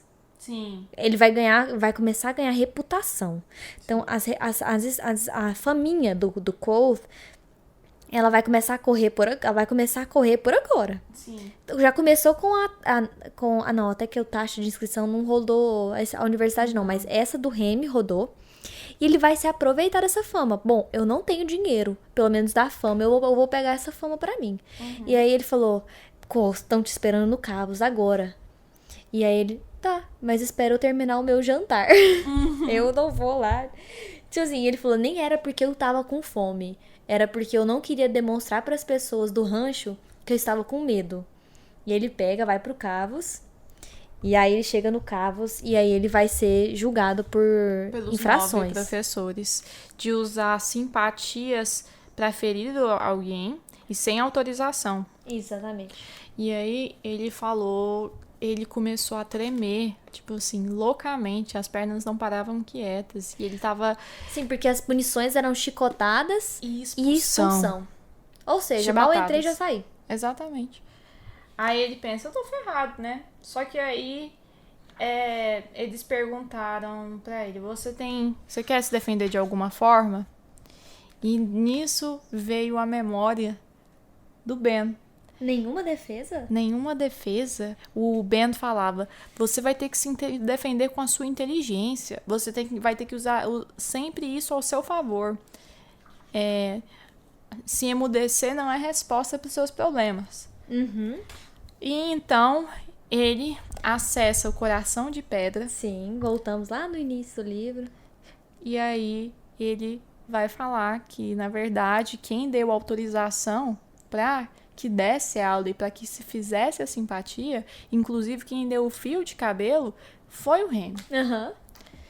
E aí, os professores ficam enraivecidos com o Remy. Uhum. E tipo assim... Tipo, o que você usou na simpatia? Ah, eu usei uma vela, usei cera.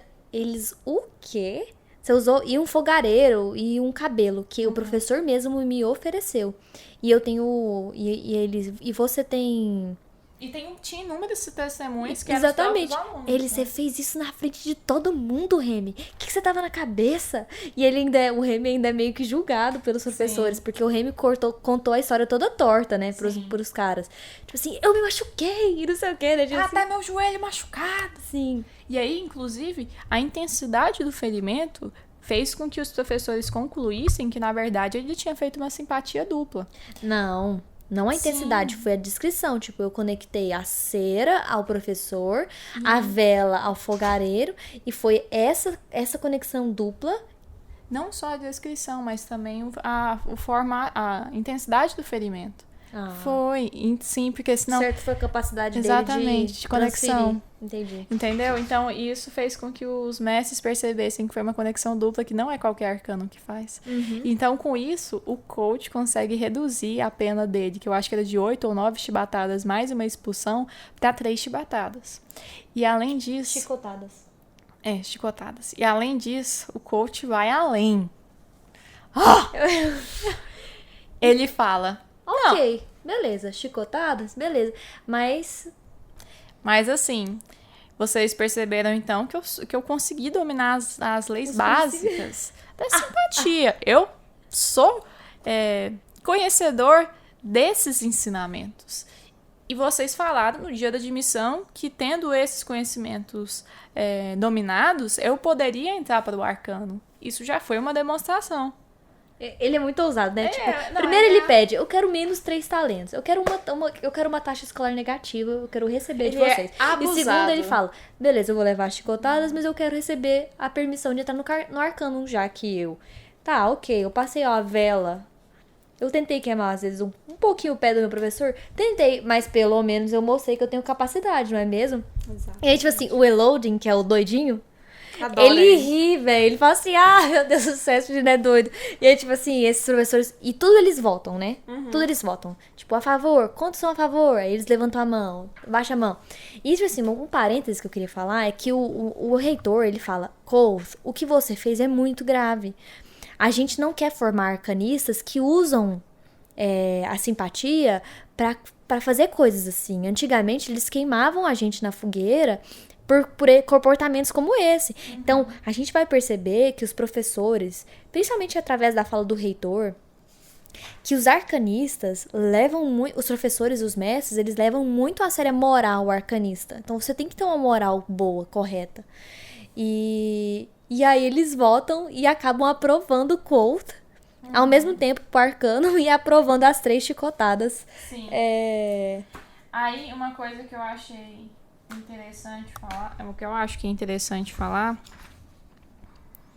é que perguntam depois pro Remy, ué, você não tava usando a proteção? Que é daquele colarzinho que o Ben tinha mostrado. Que o Ben não, que o cronista tinha mostrado. Que é um colar assim. Não, foi o Ben mesmo. É tipo um negócio que eles carregam no pescoço. Assim. O Gildry. Isso, Gildry. Que o Ben mostra, dá pro... Quando o coach é criança Era carregar. essa a função? É de proteção. Que deu Caraca, eu ele, li o livro 4 vezes e não tinha reparado. que dá pra ele segurar e ele vai sentindo que vai perdendo a força, lembra? Lembro. É pra isso. Isso é usado, na verdade, pra mostrar que ele pertencia ao arcano. Sim. E que isso era a proteção pra simpatias alheias. Véi. Eu sei, eu sou um gênio. E aí ele acaba recebendo no final desse capítulo um convite do mestre Kilvin, que é o Artífice Mor, para dar uma passada lá na oficiaria, que é a artificiaria, para ele aprender um pouco sobre a mexer com a parada do Kilvin, que a gente vai ver que é uns vidros, siglística, uma matéria diferente. Então, terminamos o capítulo 40. Agora, capítulo 41, Sangue de Amigos. Sim. Então, na manhã seguinte, no dia das... Letícia fala de chicotada, mas eu prefiro chibatada. Mas é chicotada que eles falam. Mas eu tô falando do meu É um chicote. Tá, então fale tu. Então, ele perambula pelas ruas da universidade. Até dar o horário do açoitamento dele. E quem ele encontra no caminho, que o faz pra companhia até então. O Willen. E eles ficam um bom tempo conversando. Willen, será que você pode me mostrar a iátrica? Que é tipo a medicina, né? A iátrica, que é o Ariel, o fisiopata Mor, ele é o que comanda a iátrica. Que é tipo o hospital. Eu achei muito engraçado. Quando ele mostra o hospital, eu falo assim, nossa, esse prédio gigante só pra medicina. Enfim, eu falo assim, tem muita gente aí que inclusive não precisa necessariamente ter dinheiro para ser atendido. Ai, que legal! Mas sempre sai daí quitado a dívida. Tipo assim, você fica trabalhando até quitar. A dívida. Não, mas ele deixou entender que, tipo assim, não se cobra valores exorbitantes. Sim. Pelo trabalho, mas tem que ser feito alguma coisa. Sim. E eu achei muito legal, que eu até coloquei aqui. Aí ele faz sentido, né? Não adianta você fugir de alguém que tem, de um arcanista que tem seu sangue. Exatamente. Aí eu vou usar um vuduzinho, fazer um vuduzinho. Ai, meu Deus. Aí, ok. Aí eles esperam até o meio-dia, que é o açoitamento do Colt, né? Só uma coisa. O Arin, que é o... Ariel, sei lá. Ele fala pra depois passar lá no hospital, né? Sim. Porque ele ia precisar. Sim. Então, por isso que ele já foi ver o hospital lá, que eu não sei o nome que eles dão. Iátrica. Pra ele ver onde é que ele iria depois do negócio, do açoitamento. Ai, peraí, deixa eu falar uma coisa que eu achei legal. Ele vai e pede pra passar num boticário pra que o Willem comprasse pra ele duas bolotinhas, duas raizinhas, sei lá. Qual que é o nome delas? Narguile? Não, é Nauruta. Nauruta. Eu falei assim, compra duas Naurutinhas lá pra mim, né? Não sei o quê. É porque eu tô com um pouco de gastrite. É, né? uma coisa assim. Aí ele compra e ele toma e ok. Aí ele vai apanhar. Eu acho Capítulo muito legal. 42. Não, ele é açoitado aqui. Nesse capítulo, Ele, na hora que ele sobe é tipo um palco de pedra que tem um mastro. A Jordana tá querendo olhar o Instagram de novo, gente. Eu não posso falar que a Jordana quer olhar o Instagram dela. E é muito desrespeitoso isso. É um mastro. E aí, o que a Nauruta faz? A Nauruta, ela intensifica as sensações. Então, ela... É tipo um psicoestimulante que te deixa mais confiante, mais sharp, né? Mais afiado. Mais afiado. Ao passo que... Mais ligado. Que qualquer... E ele também era meio que vasoconstritor. Então, tipo assim, ele não deixa sangrar tanto. E diminui a dor. E ele é meio analgésico também. Ou seja... O que o Colt queria com isso, né? Ele queria, e é muito legal que porque foi centenas de alunos verem o acertamento do Colt, que o Colt não era qualquer pessoa. Já tava com uma fama, né? Tinha criado uma fama. E aí, o Colt, eu acho muito interessante, que ele sabe muito bem guiar a plateia dele. Então, ele quando ele sobe no palco de pedra lá, ele não quer demonstrar nem orgulho, e nem arrependimento. Ele quer demonstrar para todo mundo que tá vendo dignidade. E com a Naruto, ele fica totalmente desperto. Então, quando ele vai ser açoitado, ele tira a camisa. E o cara falou assim, meu Deus, por que você tá tirando sua camisa? Ela vai te ajudar, né, a proteger. Ela, não, eu não vou sujar uma camisa. Ele pega e desabotoa, coloca pendura. Nem sujar, mas cortar às vezes, né? Isso. E aí o cara falou assim, e ele quer amarrar o Colt, ele falou assim, por que você tá tentando me amarrar? É porque você tá com medo de eu fugir? Ele, não, é porque às vezes vocês vão desmaiar. Ele, não vou desmaiar. E se eu desmaiar, também não tem problema. Vou deixar eu cair. Tipo isso. E aí ele pega, só se apoia na argolinha e vai. E ele pega e é açoitado, né, 3 vezes. E eu gosto muito... E aí ele só simplesmente pega a camisa e sai. Mas tem uma parte muito legal no... Nossa, quando ele tá subindo, é muito legal que ele acha o mestre Remy na plateia. E o mestre Remy dá um sorrisinho pra ele. E o Colt, ele sorri de uma maneira muito... Tipo assim, ele dá um sorriso muito grande pro Remy. Tipo assim, isso não me abala nem um pouco, o fato de eu estar aqui. E eu adorei. E aí, tipo assim, depois que ele recebeu a chibatada pela 3ª vez... ignorando a queimação nas costas, pus os pés no banco e soltei os dedos que agarravam a argola de ferro. Um rapaz deu um pulo à frente como se esperasse ter que me segurar. Lancei-lhe um olhar sarcástico e ele recuou. Peguei a camisa e a capa, coloquei-as cuidadosamente sobre um dos braços e me retirei do pátio, ignorando a multidão silenciosa que me cercava. Eu adorei. Capítulo 41. Sangue de um amigo. Não, a gente acabou de falar dele. Ignorem-me. Capítulo 42. O sem sangue. Lembrando que o sem sangue é um dos apelidos de Coach. Sim. Que na verdade ele não sangrou por causa da Naruto. No Naruto lá. Naruto. Vou chamar de Naruto. Eu gostei. Naruto. Naruto lá. Ele comeu Naruto e agora não sangrou. E aí, como tinha sido acordado, ele passou no hospital, na Átrica, né? Iátrica, pra dar um jeito naquela sutura lá, né? Aí o mestre Ariel, ele vai ver o machucado. Ele fala assim, olha, até que não machucou tanto e tal, né? Até que o corte não foi tão profundo, foi superficial, é um corte reto, é bom de suturar. Vou até chamar uma relar aqui pra... Se lembrando que Elir e Relar são partes da hierarquia daquele arcano. Elir tá abaixo, né? Pelo que eu entendi. O Relar tá acima. Aí, ele falou assim, é um ótimo corte, pena que ela vai ter que trabalhar com pouca carne, né? Porque eu fico me imaginando a tripinha que era o coach nessa época. Só osso. E ele falou, não, professor, e eu também quero sem anestesia. Disse eu, estoicamente. Eu adorei, porque o cara, tipo, tem estoico aí. Tipo assim, estoico foi, tipo, o filósofo do nosso mundo. Foi um pouco Isso anacronismo. foi um pouco... Foi impróprio, Rothfuss. Roubou do nosso mundo, digo. Exatamente. Enfim, Aí, nesse momento, ele falou que, assim, mas você não quer nada pra aliviar a dor, né, o mestre? Ele falou assim, não precisa não, já tô acostumado, já levei ponto sem dor. Aí falou assim, como? Me mostra. Aí ele mostra um corte gigante que teve no joelho. Assim, tá meio ruim, né? Assim, mas é porque eu tive que me adaptar com o que eu tinha, né?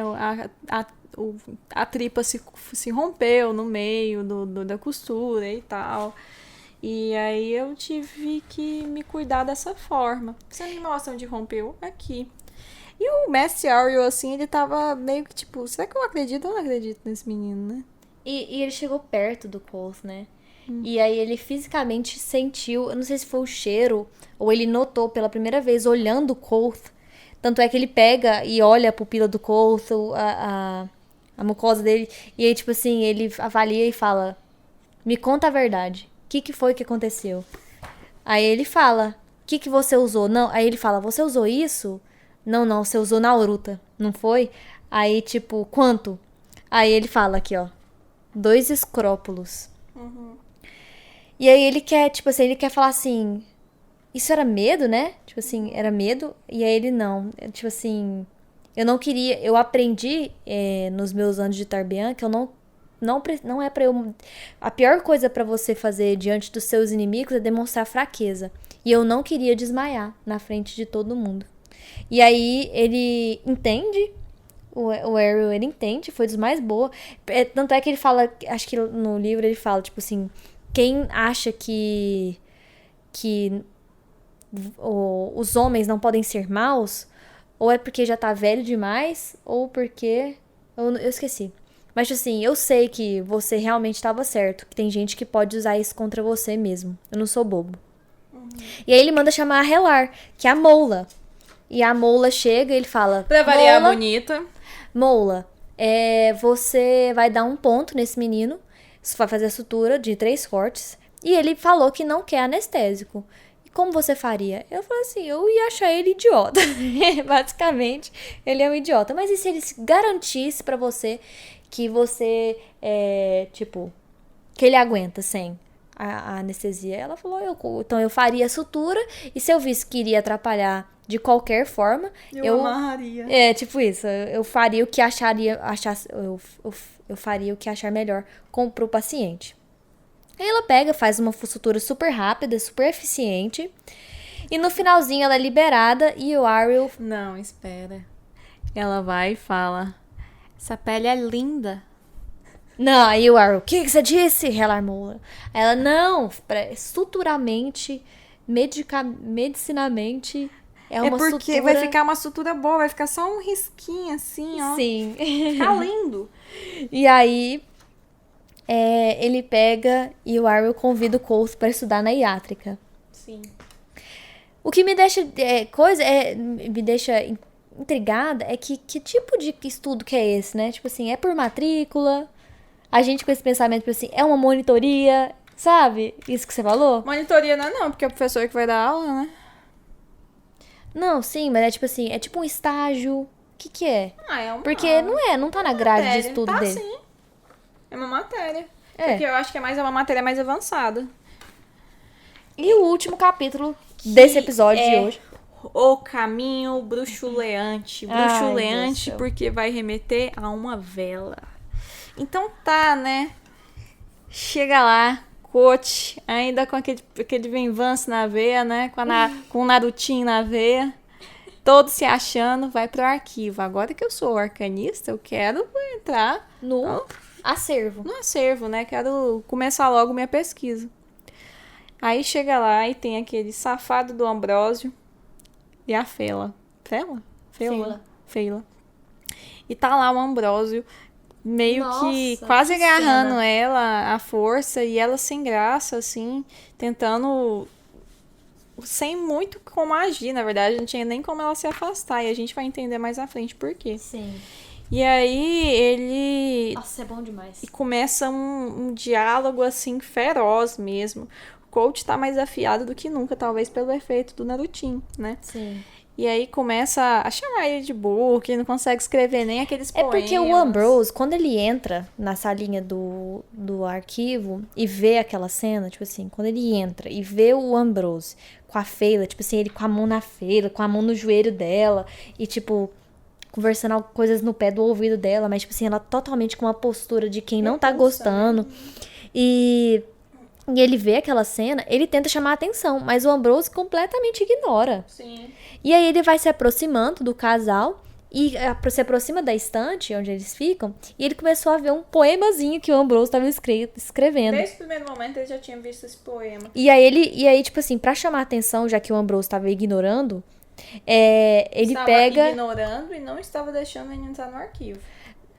Sim, e aí ele pega e fala: gente, que coisa, que poema que é esse, meu filho? Pelo amor de Deus, você... Tipo assim, ele critica o poema, porque, enfim, a mãe do Colt ensinou ele a escrever, né? Tipo assim, ele não é... Ele sabe muito bem como escrever, como fazer versos, essas coisas. E segundo, ele critica também a forma como ele trata a Feyla. Uhum. E aí ele falou: você não tá na lista ainda. Ele, não sei, tem como você verificar de novo? Não tenho certeza. Não tenho certeza de poder confiar na sua competência alfabética que tenta rimar norte com tordo. Não admira que você tenha que prender as mulheres na cadeira pra obrigá-las a ouvir. Nossa, meu Deus do céu. E aí ele pega... Não! Ele falou, meu filho aqui, ó, tô checando. Não tá seu nome aqui. Vaza. Aí ele... Eu pedi pros professores lhe mandar um bilhete, mas pra caso houvesse esse tipo de confusão, quanto à minha admissão no Arcanum. Aí ele virou pro cara, despiu a camisa e mostrou os cortes de sutura do açoitamento dele. Aí o Ambrose pega e... Isso aí, a cachorrinha da Jordana, tentando entrar no quarto. Não vai entrar até a gente terminar. E aí pega e o Ambrose pega e fala assim, não, ok. Feyla, vai entrar lá porque ele meio que se sentiu um pouco ofendido também, né? Tipo assim, de ter dado errado as investidas sobre a Feyla. E aí ela pega e vai pro Tomos, que era onde ela tava, né? E o Ambrose tava no acervo. Pra coisa. Aí ele vai e pede pro Colt pagar a taxa de admissão pro acervo. Aí o Colt, quê? Não tem, nem ouvi falar que existia taxa de admissão, só um né? Momento. Quando a Feyla se retirou, o efeito do Narutinho Da Naruto começou a... dissipou. E o efeito colateral, o efeito rebote, além dele estar sentindo muito a dor, é como se a cabeça dele tivesse empastada, tivesse estagnada. O pensamento dele tá lento, o pensamento dele tá cansado. Então, assim, o coach saiu da pessoa mais sagaz e rápida, assim, de pensamento rápido, que ele já foi, pra pessoa mais tonta. Uhum. E o cara tonto, como é que ele aceita tantas coisas a partir de agora? Então, Ambrósio vai falar que Ambrósio? Eu não sei, eu tô chamando ele de Ambrosia. Ambrosia tem que fala que tem que pagar uma taxa. Coach meio tonto, sem conseguir raciocinar, vai e paga um fucking talento inteiro. E depois ele ainda fala, você tem que pagar também a taxa de tipo um candelabro automático, assim, de luz de simpatia pra entrar no Arcano, porque o Arcano era todo escuro. Até porque pra luz... Acho que ela não vai fazer. Vai falar. Até porque a luz poderia danificar os livros, né? Então o acervo todo é escuro. E aí, só que o coach não tinha esse dinheiro pra comprar essa lamparinazinha. Letícia, foco! Sem dinheiro pra comprar a lamparinazinha, o Ambrósio... Eu vou chamar de Ambrósio mesmo. Tenta ajudá-lo. Sim, fala assim, você não tem dinheiro pra isso? Mas eu te dou uma vela pra você ir lá. Exatamente, uma vela. Eu senti cheiro de coisa errada nesse minuto já. Aliás, eu nem te vendo essa vela, eu te dou essa vela. Meu Deus. Tá gravando o trem, filha. Meu Deus do céu, que caos. Nossa senhora. E aí a gente descobre. Gente, não é nada que a Freda tá nervosa, não. É porque a Freda tá com o bichinho na boca e tem a Dorinha, que é a Piquitica, do lado. São duas cachorrinhas. E a Frida é muito territorialista. Frida. E aí, ele pega e entra com a vela no acervo. Só que aí a gente vai descobrir o quê? Que não pode de maneira nenhuma entrar com vela no acervo. É claro, né? Porque vela pega fogo e pega fogo e pega fogo no livro. E aí, quem pega ele são os estudantes, são os meninos lá, mas que eles põem pro mestre Lauren. E o Lauren virou aquela virou... mãe ursa com seu filhote do capeta. Você está banido do acervo, do arquivo. Seja, no primeiro dia de Arcano, ele já foi banido do acervo sem data para desbanimento. E é isso. Aí ele vai e conta pros meninos. Ai, eu adoro. Ele vai pro rancho e fala: gente, então, eu fui admitido, não é, no Arcano. Agora eu sou um arcanista. Tô no arcanista, não. Tô no Arcano. E eu eu também fui banido no arquivo no mesmo dia.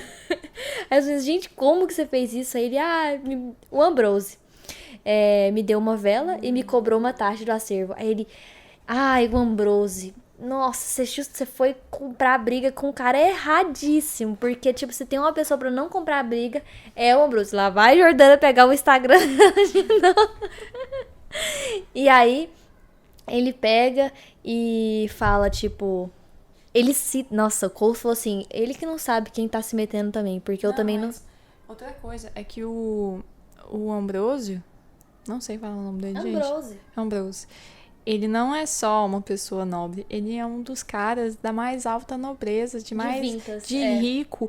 Tipo assim, que contaram histórias pro coach que ele arruinava a vida de pessoas que olhavam torto pra ele. Sim, exatamente. Tipo... completamente arruinava a vida das outras pessoas. E foi esse o cara que o coach foi comprar briga. E além do que, o que a gente descobre nesse diálogo, que a Letícia já falou, é que não tinha essa taxa de inscrição, que as lamparinas eram só assinar um caderno, não tinha que pagar nada por elas, ou seja, o Ambrose rapelou... filho da rapariga. Rapelou o coach e ainda fez com que ele fosse expulso do arquivo. Banido do arquivo. Do acervo. Do arquivo, do acervo. E aí ele falou assim: Cole, você não tá ameaçando ele no meio do rancho, não. Ele: não, eu não tô ameaçando ninguém. Só estou citando uma das minhas peças literárias favoritas. É do 4º ato da Daêonica. Quando Tarsus diz: sobre ele farei cair a fome e o fogo, até que a sua volta ecoe a desolação, e todos os demônios da escuridão externa contemplem, admirados, e reconheçam que a vingança é a obra de um homem. Isso no meio do rancho, que é tipo o RU deles. Ele queria falar isso. Ele queria falar isso pra todo mundo ouvir mesmo. Todo mundo do RU ouviu e falou. Todo Meu mundo Deus se calou do céu. na hora. Exatamente. Ou seja, todo mundo tava escutando a conversa alheia. Exatamente. E é isso. O final ficou um caos. Eu queria agradecer esse caos da Dora e a Frida. Que são as duas cachorrinhas da Jordana. Que estão aqui deitadas com... Fidinha linda. Quietas agora. E é isso. Terminamos o 4º capítulo. Tchau. E os próximos capítulos são eu falei eu acho, se eu não me engano, do 44. Eu escrevo, tá bom, gente? Então é isso, gente. Tchau. Tchau.